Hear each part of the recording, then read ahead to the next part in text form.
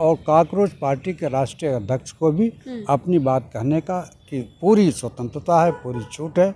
हमारे संविधान ने हमें मौलिक अधिकार दिया। लेकिन खतरा किसको है? किसको अभिजीत दीपके से डर लग रहा है जो उसके ऊपर हमला कर दे रहा है? ऐसा क्या वो मुद्दा उठा रहे हैं जिससे वो डर लग रहा है या उनको लग रहा है कि वो लोग हमला कर रहे हैं? हालांकि अभिजीत निहत्थे थे वहाँ पे।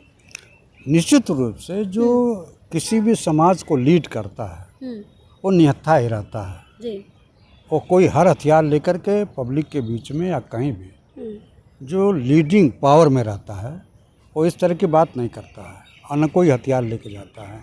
अब भीड़ में कोई भी लफंगे पहुंच जा रहे हैं और इस तरह का घृणित कार्य कर रहे हैं जो समाज में, देश में, लोकतंत्र के लिए अच्छी बात नहीं है। नमस्कार, मैं प्रियंका, आप देख रहे हैं द बहुजन खबर। मेरे साथ ब्रिज नारायण शर्मा जी हैं, इनसे बातचीत करेंगे। तुरंत की खबर है, अभी कुछ घंटे हुए हैं, उसको लेके कहा जा रहा है कि अभिजीत दीपके के ऊपर हमला हो गया है, किसी ने थप्पड़ मार दिया है और हमला करने की कोशिश की है। भीड़ एकजुट हुई है, हालांकि पुलिस ने पकड़ लिया है। इसी पे बातचीत करेंगे। आप किस तरह से देख रहे हैं सर, अभिजीत दीपके जो कॉकरोच जनता पार्टी के अध्यक्ष हैं, उनके ऊपर हमला हो गया, इसके पहले चंद्रशेखर के ऊपर हमला हुआ था। ये चल क्या रहा है देश में कि पुलिस है, सुरक्षा बल है, उसके बाद हमला हो जा रहा है? निश्चित रूप से लोकतंत्र में अपनी बात कहने का सबको अधिकार है, ये भारत के संविधान के अंतर्गत है।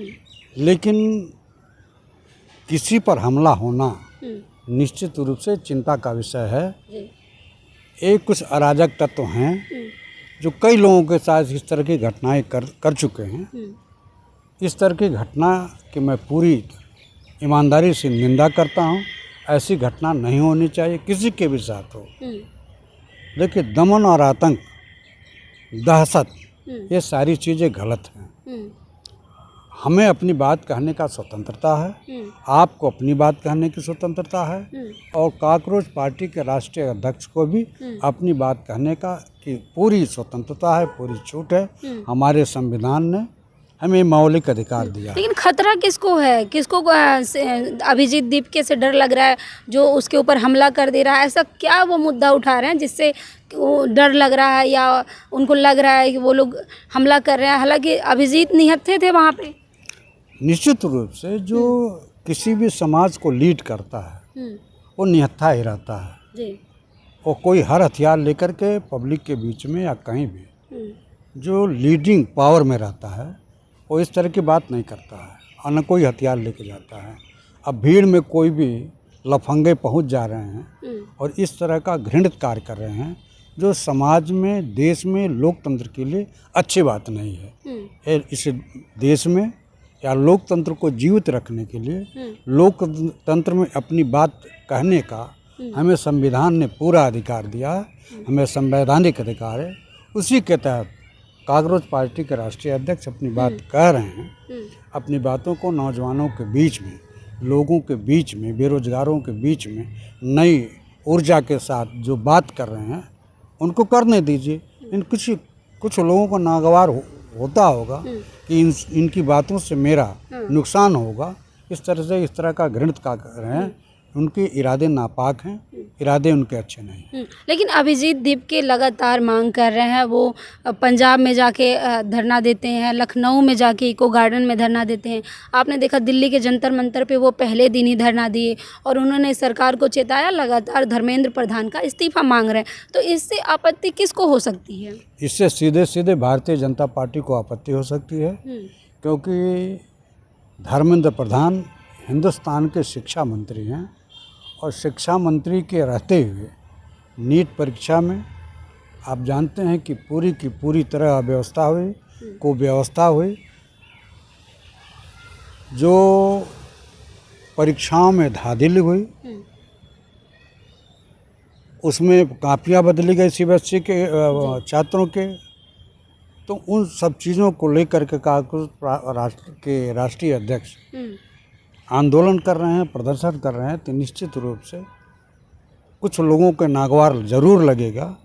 तो क्या ये हमला प्रयोजित था? सरकार का ही आदमी था वो जो अभिजीत दीपके को मारने गया था, थप्पड़ मारने, हमला करने? हालांकि पुलिस बीच बचाव कर ली, उसको गिरफ्तार भी कर लिया है।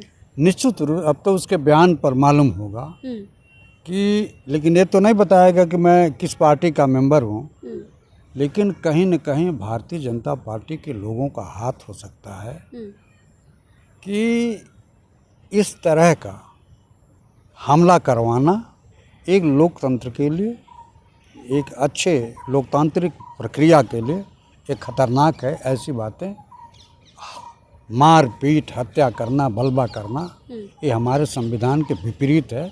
ये बातें नहीं होनी चाहिए।